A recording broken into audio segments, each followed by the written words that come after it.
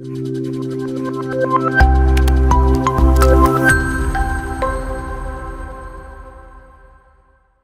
everyone. Today we are going to start with the second unit of the first block, Introduction to Sociology, and the unit's name is Emergence of Sociology and Social Anthropology. So, when we are talking about Introduction to Sociology, it is really important that we start with how did sociology emerge? And while we are talking about sociology, the little thing that we also need to consider is that there's already a branch of another subject called anthropology, and a branch in it, it's called social anthropology, and they are very much linked and unlinked in many, many ways. And we will be talking about those things in today's class. So let's begin. So, after reading this unit, you will be able to understand, first of all, how sociology emerged, what are the factors that led to the emergence of sociology, some sociological theories and how it rose, emergence of social anthropology. Then, social anthropology, unlike sociology, developed in different phases. So, we are going to also talk about those different phases. Of course, some pioneers of social anthropology, and then emergence of modern social anthropology. So, like I had just started in the introduction itself, that the sociology and social anthropology share very many traits, right? Because anthropology, as we will understand more, anthro means human or related to human, and ology means studying of something. So, studying of humans, and social anthropology is basically nothing but studying of society or social human beings or social beings that we humans are. So, how sociology is different from social anthropology, and how sociology is very similar to social anthropology in many aspects. So, like the introduction says, despite similarities, the emergence of sociology and social anthropology has diverse historical roots. While the emergence of sociology is relatively easier to trace, the emergence of social anthropology is more complex. So, we are going to trace about how did sociology emerge, and then how did social anthropology also emerge. In the 19th century, both emerged as an academic discipline despite long history. So, how did they emerge and how did they become an academic discipline? All of that we are going to cover in today's class. So, first of all, our favorite, sociology. So, how did sociology emerge? So, in the Western Europe, in the 18th and 19th century, witnessed rapid and profound changes. Now, I'm not talking about changes like the government changed, or some here and there some systems changed. No, these were rapid and massive changes, like changes which brought in the change in the way people thought about society and in the way people thought about life in general. Shift to the understanding of society and also of the individual's place in it. So it was not just like, hey, we can switch from bread to a different kind of a bread, but hey, a new sort of government is coming, or hey, there's more to the understanding of the world than what the Bible says. So these kind of very, very major path breaking changes happened in the 18th and 19th century. Of course, the world was for one of the reasons, but there were many reasons which we'll be discussing in this unit. Considerable advances were taking place in terms of scientific discovery and scientific methodology. So, to give you a little sneak peek or to give you an example, is it? So, 18th and 19th centuries also when the Darwin says, Darwin brought his book, Evolution of Man, and then he just said that, hey, what Bible said that man evolved from God, or God was the reason man is on earth, just changed. That theory was debunked, and it was said that there's a proper path of evolution which can be traced back. And that's what Darwin had presented, right? In his natural history book. So that is what this considerable scientific advances and scientific discoveries were done. Natural sciences, though still in nascent stages, began developing systematic methods for the study of the physical world. So to put it in a very easier terms, this was also the time when science became systematic. Okay, when we are talking about atoms, we will be talking about physics or chemistry or biology in whichever way that perspective has to be studied, right? So this systematic studying of differentiating of the physical world into very many subjects was done in the 18th and the 19th century. And of course, while this was being done, we have our heroes, Auguste Comte, Durkheim, and sociological forefathers who just occupied like the questions which occupied them, it's just written here that the question that occupied the minds of early sociologists like Comte and Durkheim was, could a similar scientific and systematic approach be applied to the study of the human in the human social world? So they just said that, okay, so you are taking the microscope to study the cells. Can we use the same microscope to study the society? And things like that. So, scientific and technological advances led to the transformation from a traditional rooted agrarian society to a modern urban industrial society. Of course, 18th and 19th century is also the time when we have industrial revolution. So, you have these machines coming up, which we'll be talking about more in detail in the as we go proceed further in the class. But when these machines came in, people started shifting from being an agrarian and a rural economy to an urban economy, to an industrial economy. The scale of production changed from small home based to large scale factory like enterprises. So, when people were making one or two items in one day, it started to become a huge factory production where you're making thousands and thousands of products in one day. And that changed the way people thought about themselves and the society in general. Widespread social, economical, and political changes had a profound effect on West European societies, including major political upheavals. So, think about it. If you have the power to build something which you used to build in one day, and now you're which you used to build in 1 year, and now you're building it in one day itself, right? So, imagine the amount of power you think you have now. So, it not just impacted the way people had economic production or the way they lived their lives, but the way they also thought about power and the state and the government inside it. So, to go further, this created a paradoxical situation. Paradoxical because it was marked by hope and despair simultaneously. So, industrial revolution, as we are going to study further, did not just bring the positive changes where the speed of production increased, or people became more developed, or the diseases reduced, but it was also the time of so much of despair because there was so much inequality which happened. Because, as I said about the last time, that when the power equations of power change, the inequality increases. Hope due to transformation of social, economic, cultural, and political aspects from life from an unspent traditional society towards what was viewed as rational and enlightened philosophy. So you're talking about where was the hope? It was because you are changing, you're shifting to a rational and enlightened philosophy, right? You're not just believing what the Bible says, but you are also questioning things. And that brought hope. Yet, this modern society was in a perpetual state of disarray and chaos as the earlier stable orders were being replaced by new ones. So, change is always hard, of course. Any change you talk about, if we have a change in the government right now, if we have a change in the way we look at democracy, of course, we would have some aspects which would really like, which would, if you're questioning things, of course, that's that hope part, but there's also the despair part where everything is changing and there's nothing you can put your head correctly to. Sociology, as a distinct discipline, emerged in the background of these intellectual and material social changes taking place in the latter half of the 19th centuries. That you're talking about post 1850, where the society was changing rapidly, and so did emerge this very beautiful subject called sociology, because they said that, hey, so much change is happening, let's study it. The Enlightenment period, that like just I was talking about. So I think the before we enter into what Enlightenment period was, I think a little background of how Enlightenment period is also needed. So Enlightenment period is something that we talk about what happened in Europe in the 18th century. Enlightenment was the period where people just realized that we can question things. We cannot just accept what church has said. We cannot just accept what the state has told us. We can really say that, hey, what rules that you are giving me, I can question it. How did you bring it? What happens to, how did life emerge? And what, why did the god create, xyz? So such questions, when they are being asked, people became more rational. That is what we called as Enlightenment period. It was a period of intellectual development leading to significant changes in philosophical thought in Europe in the 18th century.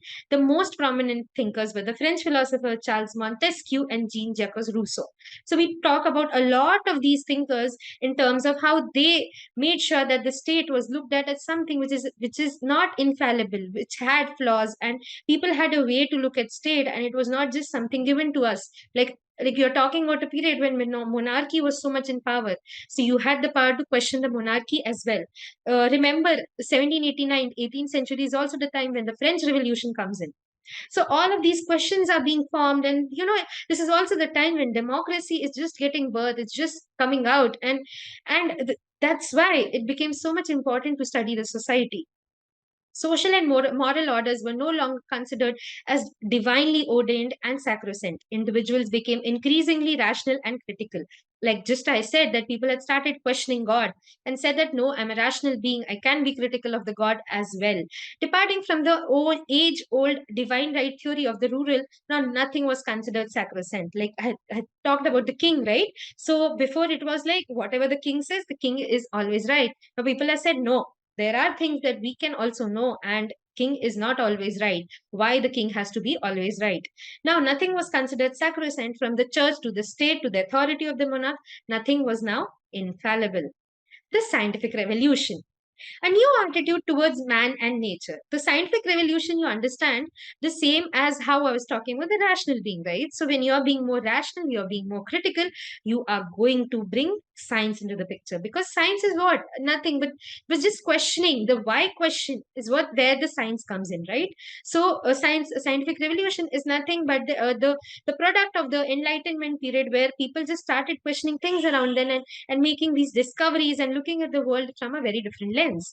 Natural objects became the subject of close observation and experiment. So you started putting a leaf under the microscope, and I started seeing what are the cells inside it. Or you started putting some human tissue under the microscope, and you have started seeing all these things. There's nothing but the scientific revolution. You're not just believing that God created us, you're actually seeing what are we made of, or what are leaves made of, or how the world actually works. The impact of this revolution was crucial, therefore, not just in changing material life, but also the ideas which people held about nature and society. Okay, so before we go, I hope you know a little about Copernicus and how we changed from something heliocentric, uh, like we. So now, currently, okay, let me just start from heliocentric and geocentric. So heliocentric, helios is nothing but the Greek word for sun, and geo is nothing but the Greek word for earth. Okay, so there was a belief, a very strong belief, where we thought man was the most important being in the entire universe. So man's residence, Earth, is the most important planet in the whole wide universe. So every planet that we see, every object that we see revolving around us, it's actually because the Earth is stationary and all of these are revolving around us. But Copernicus and Galileo and all of these people were like, hey, what you're saying is wrong. We as earth beings are actually revolving around this very powerful giant gas ball sun, and we are actually revolving around it and rotating in on our own axis together. So imagine the amount of paradigm shift these thought processes must have brought, because now you're saying that, oh, the world doesn't revolve around it, I revolve around someone else. So these were not just significant for how people looked at the way the universe works, but also the way people looked at themselves and the society. Galileo Galilei, Johannes Kepler, and Isaac Newton revolutionized science. Imagine you are not just creating these heliocentric, geocentric theories, but you're also talking about very simple things like gravity. This led to a growing desire of sociologists to build a science of society modeled on the scientific method. So, like I had said, put society under the microscope. Darwin's evolutionary theory posed a radical critique of the Bible theory of Genesis. So, like I had just talked about that the Bible had explained how man emerged through God, and how so many ways, right? But Darwin was the first one who said that no, there's an evolutionary theory of how man emerged from apes, and that theory just revolutionized not just how man viewed himself, but also how man thought about himself and God and everything in the society. Herbert Spencer had introduced the notion of evolution prior to Darwin, and the French philosophers like Comte had described the evolution of society, but Darwin provided legitimate scientific proof for human biological evolution. So, yeah, basically saying that the change that Darwin brought into the society not just affected the way people thought about the society, but it also created a discipline called sociology, which just wanted to look at society in a very scientific manner. So this led to the development of an evolutionary theory of society, wherein not just organisms but society was seen as constantly evolving or developing from a lower to a higher stage. So you can literally draw parallels from how we looked at, the society where where the humans first developed, from the little microorganisms to apes to humans, and like the whole chain. People thought that we can draw the same change when it came to society. So you talk about very primitive societies, then the advanced societies, then the current modern modern societies. So a similar chain had been formed, and that is what that line is talking about. The dissection of the human body, which began to be performed only post Renaissance, helped people better understand the functioning of the human body. So when you dissect the body, it imagine, it really blows our mind even now how our body functions, right? All these veins and blood going in and going through, oxygen coming in and going out, and all of those changes. And if if you put an invisible cape and if you really saw how all these functions worked, that's what people saw it for the first time. And then when they saw it, they were like, oh, okay, this is so revolutionary. And not just changed how they viewed their own bodies, but the society, as I keep saying. All this led to challenging of the old ideas and suggestions of alternatives. These alternatives however, were only accepted if they could be proved and repeatedly verified, else new solutions were sought. So now you're talking about a very, very new love for science. Okay, so people just started questioning everything, and now when a new theory work came, they were like learning from the past experiences. They were like, you prove it again and again, and then tell me that's the solution, not how it had happened before. Scientific method therefore became regarded as an accurate and objective method. Social and economic changes that swept 19th century European society. French Revolution. So, as I had said before, French Revolution also brought in a lot of changes. It brought changes not only in French societies, but in societies throughout Europe. Even distant countries in other continents, such as India, were influenced by the ideas during this revolution. The fun fact is that the ideas of French Revolution, fraternity, liberty, equality, were actually brought in our preamble. So imagine French Revolution happening in 1789 and influencing our constitution, which was built as late as 1950. So almost 200 years later, it still had an impact. So imagine the amount of impact this one little French Revolution had over all of our society. So ideas like liberty, equality, and freedom, which now form a part of the preamble to the Constitution of India, what I was just sharing. Major philosopher whose ideas influenced the French people were rationalists who believed that all true things could be proved by reason. Some of these were Montesquieu, Locke, Voltaire, and Rousseau. So, like I just talked about, people just loved reason now. People did not just accept things as they were said, like how you in religion it's done, right? You are said that man was born in a certain way. A man had this relationship with the god, the theories of Adam and Eve and everything. That was not just accepted on the face of it. It was questioned. You tell me the reason, you show me the facts, you show me the proof, then only I'm going to believe it. These writers were particularly disturbed by the resulting chaos and disorder, especially in France, and wanted to restore order in the society. Some of the more extreme thinkers of this period literally wanted a return of the peaceful and relatively orderly days of the Middle Ages. The more rational thinkers recognized that social change had made such a return impossible. Thus, they sought instead to find new bases of order in societies that had been overturned by the political revolutions of the 18th and the 19th centuries. So, you're talking about basically the political system right now, where some people, like any change would bring in, right? Like some people, like you just contemporize this situation. So post covid age, where now we are returning to the normal, quote unquote, where some people are still very much hung up to the covid era ideas of working from home and being inside, not going outdoor a lot. But we have some people who are like, no, we need the new change, we need to come out, we need to socialize as we used to before. So all these changes of the new and the old were influencing the French society and the European societies in that time, and it also influences us today.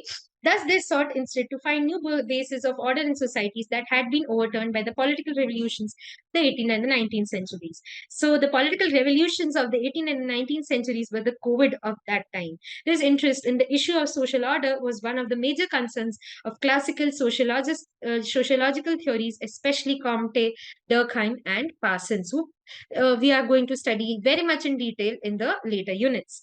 Industrial Revolution. In Europe, especially the England, the discovery of new territories, explorations, growth of trade and commerce, and the consequent growth of towns brought about an increase in demand for goods.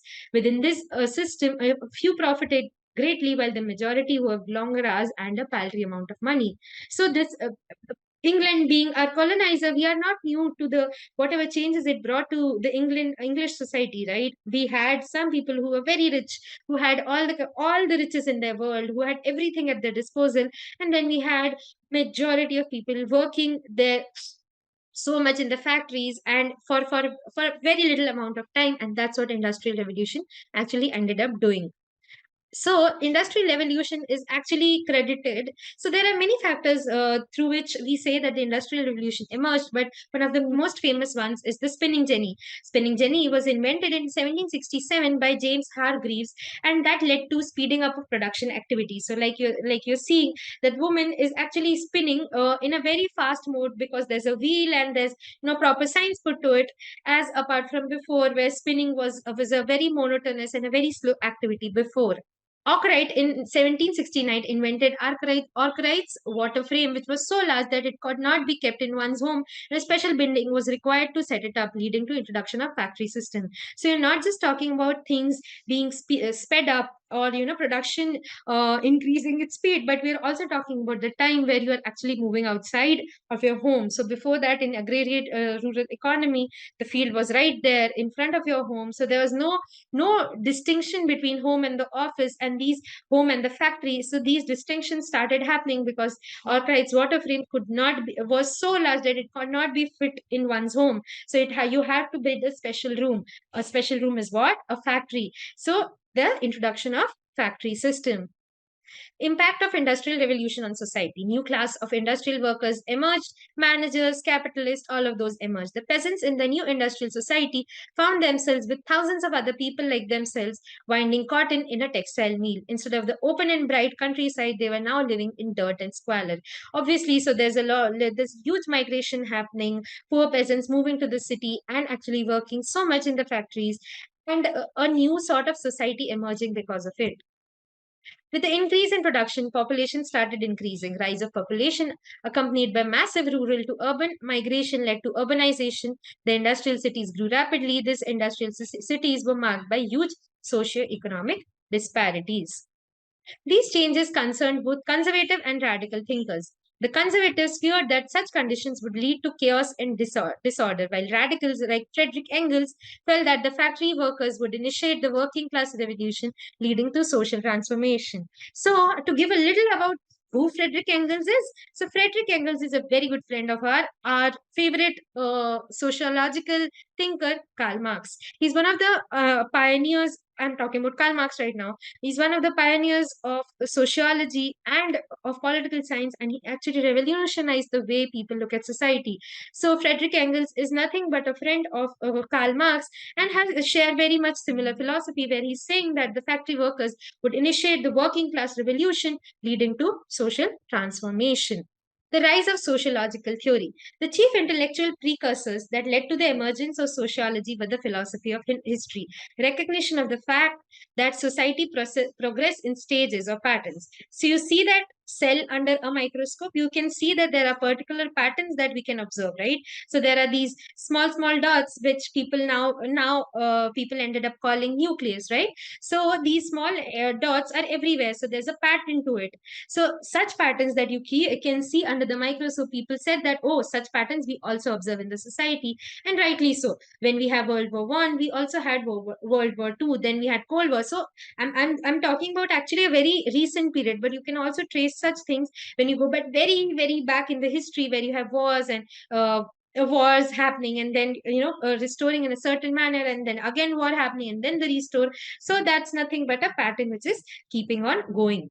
Because of the presence of this pattern, laws to understand society too can be formulated in a scientific and systematic manner on the lines of natural sciences. So again, so these people were very much after the fact that we have the society can be studied scientifically, because the subject matter is also very much scientific. Emergence of the quantitative method of social survey, a method of sociological inquiry. Social survey came to be recognized as a tool. It could be used to understand the social problems prevailing in the society and thus find solutions for social reform. So we don't have to get into the nitty-gritties of what social survey is, but this is to prove the point that social survey was used as one of the very many ways in which scientific tools were used to study society. Conservative reaction to enlightenment. In fact, conservative reactionists to the enlightenment like Louis de Bonald and Joseph de Maistre contributed as much to the development of sociology as did scholars who were influenced by the enlightenment. So you have a theory, okay, and you have an understanding. Like really think about sociology not as a subject right now, but as a theory which has been just put in that hey, we can study society in a scientific way.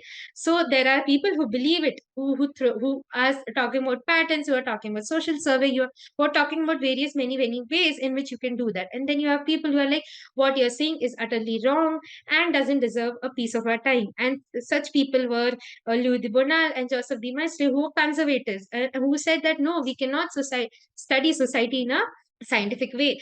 De Bonal was deeply perturbed by the profound and revolutionary changes that led to the establishment of highly impersonal urban city life, completely devoid of any community bonding, and advocated a return to the peace and stability of the previous times. So you understand De Bonal as this old Indian uncle who is like, हमारे जमाने में तो ऐसा हुआ करता था, अब के बच्चे तो पूरे बिगड़ गए हैं. So De Bonal is nothing but that old Indian uncle who just like कि वो पहले वाला जो चीज होता था, जो पहले हुआ करता था, वो सही था. अब जो हो रहा है ये बहुत चेंज है और मुझे ये चेंज पसंद नहीं है. To that extent, sociology, with its emphasis on society as a unit of analysis rather than the individual, recognition of the various parts of the society as interrelated and interdependent, stress on ultimate harmony and stability in society, it can be said to be influenced by the conservative reaction. But you see what we are talking also about the fact that this old Indian uncle had, I mean, I'm just pardon my language, I do not mean to disrespect the guy, but what I'm trying to say is that what he said about this conservative reaction actually influenced how we talk about sociology today, because his it was his emphasis that you don't study society just as the individuals, but as society in under the microscope, or a society as a unit of analysis, the recognition of the various parts of the society as interrelated and interdependent. So do not forget the past. They are interrelated and interdependent. Stress on ultimate harmony and stability in the society. So the goals of sociology have been influenced by the conservative thought of harmony, stability, and unity. Methods have been influenced by the enlightenment thinkers who brought in radical ideas. So the scientific method, right? Thus, enlightenment and conservative thought combine to create the science of sociology. So you cannot forget the old Indian uncle and the new age. And when you combine them together, you have this new subject called sociology, which has the goals of the conservative thought of peace and harmony, but which will also study the society in a scientific manner. Emergence of social anthropology. So, why do we need to study social anthropology? I had just talked about in the introduction a little that social anthropology has very common roots with sociology, right? So, it is important to know what else is there in the plate of the humanities, of the social sciences, and then actually pick in to say that this is how sociology differs from social anthropology. The emergence of social anthropology has also been closely linked with other disciplines of the social sciences, like I was just talking about, such as sociology, philosophy, ethnohistory, history, psychology, social psychology, political science, and economics. But the closest discipline of social anthropology is sociology. Anthropology is directly linked to the scientific development in the Western world. If one considers the existence of the term anthropology many centuries ago, then anthropology is a very old subject. Anthropology is a word which the ancient Greeks had also used. To them, anthropologia occurs in 1595. Immanuel Kant published a book in 1799 entitled the title in the 15th and 16th centuries. So basically, this whole timeline I'm not going to read, but what I'm going to tell you is that anthropology is a very old science. Anthropology emerged in very different ways and the first that we can trace back is in 1595, and then you have the subsequent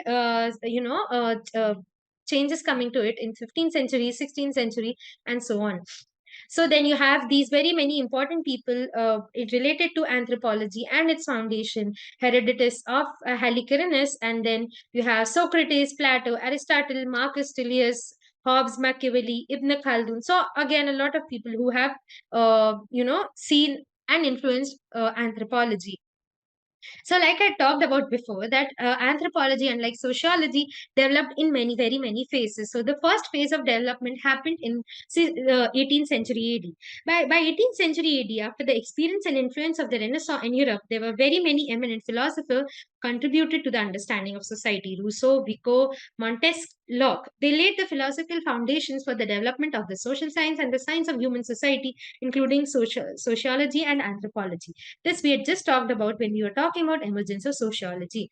The first wave, philosophers, scientists succeeded in separating the study of man, society, and civilization from history, and thereby formulated a general social science. So when you are trying to create a new space, you have to carve a space, right? You have to carve a niche of your subject. So this is what these philosophers and scientists were doing, that they were creating a niche of sociology, of anthropology, or social sciences out of the very many physical and human sciences that were there. However, Hobel is of the view that anthropology stems primarily from natural science and carries a greater measure of the natural science tradition and not from history or philosophy. So, anthropology also has this very famous debate of some people actually advocating it as a natural science, whereas some people actually advocating it as social science or a subject of humanities. The problem of its early association and the nature of anthropology are such that Evans Pritchard, who is a very famous anthropologist, even in the mid 18th 20th century, had to grapple with the situation in British anthropology. So basically saying that this debate created a lot of problems earlier, and it also created problems as late as the 20th century on the nature of social anthropology. So there's a broad division of opinion between those who regard social anthropology as natural science and those who regard it as one of the humanities. This division is perhaps at its sharpest when relations between anthropology and history are being discussed. So you cannot see the name because of the limits of the slide, but the person who is there, he's none other than Malinowski. So Malinowski is one of a very famous anthropologist who will we also study in sociology, because his work is so pioneering that it influenced not just anthropology but sociology as well. And he's saying that there's a broad division between social anthropology and natural sciences, and this division is sharpest because this division is perhaps at its sharpest when relations between anthropology and history are being discussed. So he's just saying that these two are different and consider them as such. That's all. Second phase of development. In the second phase, there was transition in the natural sciences from a static equilibrium to a dynamic model. Its culmination came with the introduction of thermodynamic and Darwinian evolutionary theory. With such a diverse field as anthropology, an attempt was made in the 1860s for integrating into a general anthropological discipline that would engage on the early history of man. So the second phase of development, may you created this subject. Now you're saying that this subject is not just static, that this just not one static toy or a rock. It's a moving, dynamic, flowing river that you have to really study. By 1870, a distinctive character of anthropology began to manifest itself by unifying physical anthropology, prehistory, and ethnology. So I'm not going to read the whole slide, but what it's trying to say is that how anthropology emerged as a discipline, and it became a very dynamic discipline only in the 19th century. Fred Waugh situates the emergence of social and cultural anthropology from the root of the emergence of social sciences that we had talked about, emergence of during the enlightenment period and everything. There can be little doubt that 18th century progressivists laid the foundation for a new discipline, a generalized social science. The fact that their general outline for a natural history of mankind was expanded and refined during the 19th century and served as a model for anthropological science of culture testifies to the remarkable breakthrough achieved by the progressivist social philosophers, scientists, and historians. Emergence of modern social anthropology. So, like before, we were talking about the classical anthropologists, and now we are going to talk a little about the modern social anthropology. And the first one that we'll start with, obviously, Bronislaw Malinowski. So, we have talked a little about Malinowski before, but he's considered as founder of modern social anthropology. His main contribution was the introduction of ethnographic method with participant method and technique, and founding of the theory of functionalism, departing from the earlier approaches, particularly evolutionary and historical approaches. So his was the theory, or his was the style in which you are bringing in science to the picture. His significant works includes Arguments of the Western Pacific, Crime and Custom in Savage Society, A Scientific Theory of Culture, and other essays. So Malinowski is important not just because he was very much there in modern social anthropology, but he was a very much influencer of sociology as well.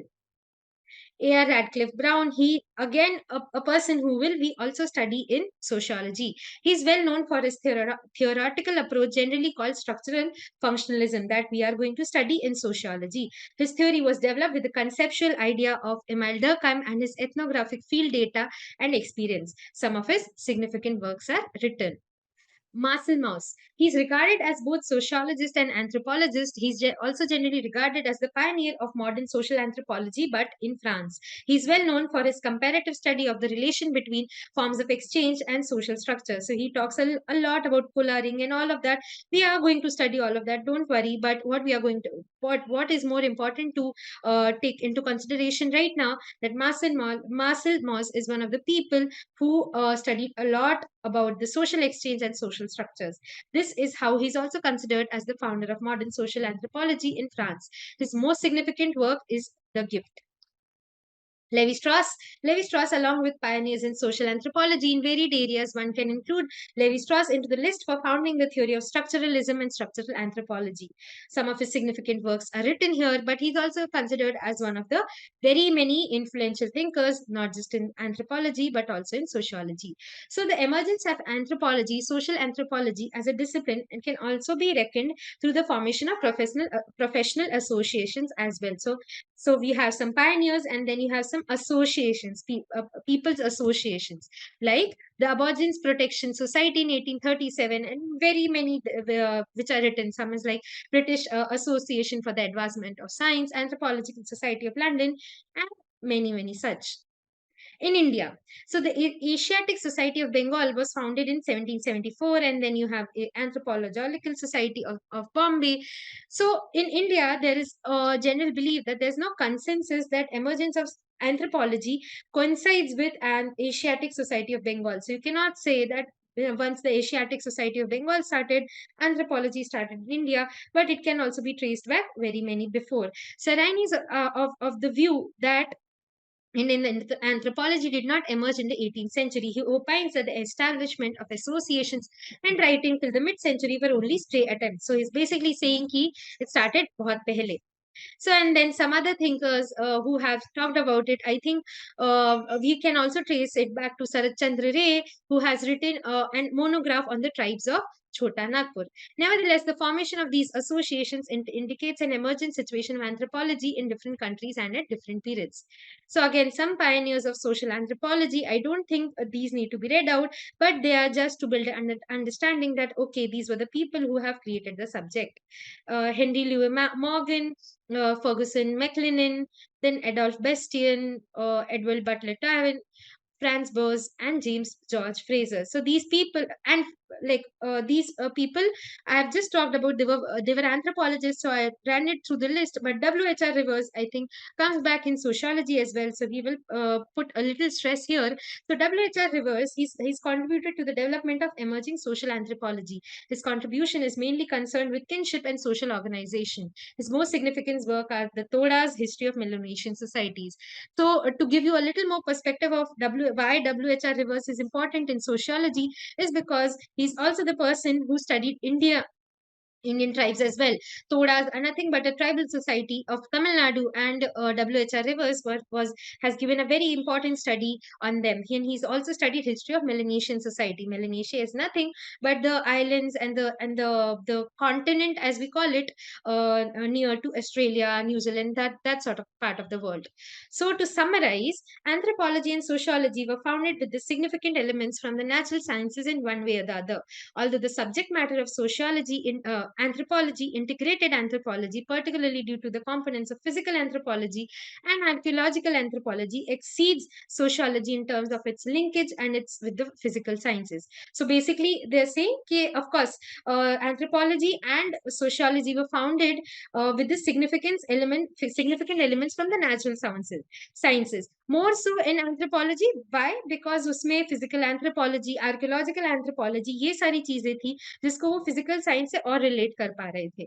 In terms of emergence, social anthropology is said to have emerged somewhat earlier than sociology. While the immediate factor for the emergence of sociology is attributed to the various factors, but जैसे हमने factors की बात की कि industrial revolution हो गया, French revolution हो गया, एनलाइटनमेंट पीरियड हो गया, ये सारी चीजें मिलकर they created sociology, they led to the emergence of sociology. The emergence of social anthropology can be mainly attributed to the intellectual quest for understanding the other exotic societies outside Europe and other developed societies. Now we have to just hold on to this thought in today's lecture, but we will be coming back to this thought in the next lecture, where we'll be dissecting the differences between how sociology and social anthropology are different and how they are also similar in many many ways.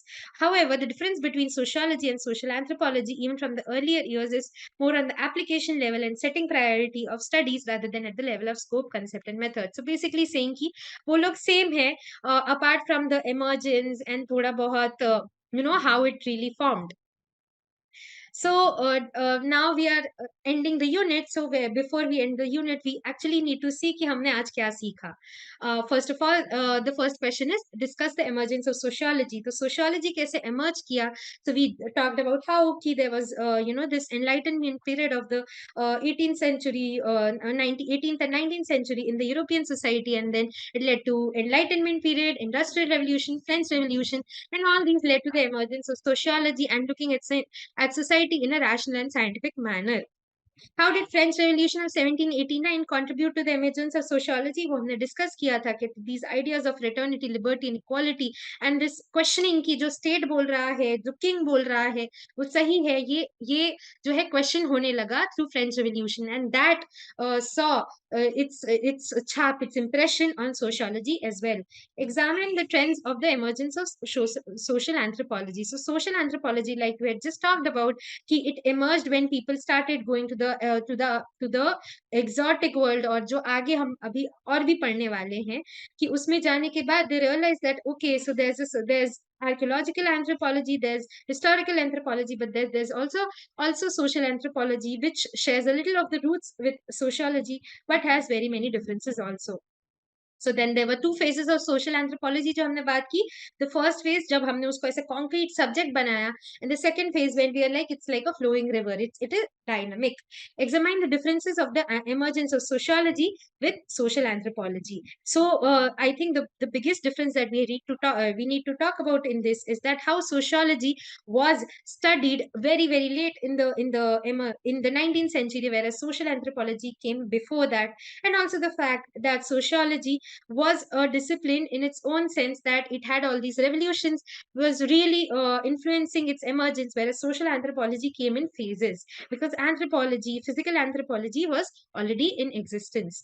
So I think this unit is a little heavy with facts more than theoretical concepts, because this is really talking about how sociology and social anthropology came into being. I hope everything is clear, and we will talk more on how social anthropology and sociology has a relationship in the next unit as well. So I will see you all there. Thank you.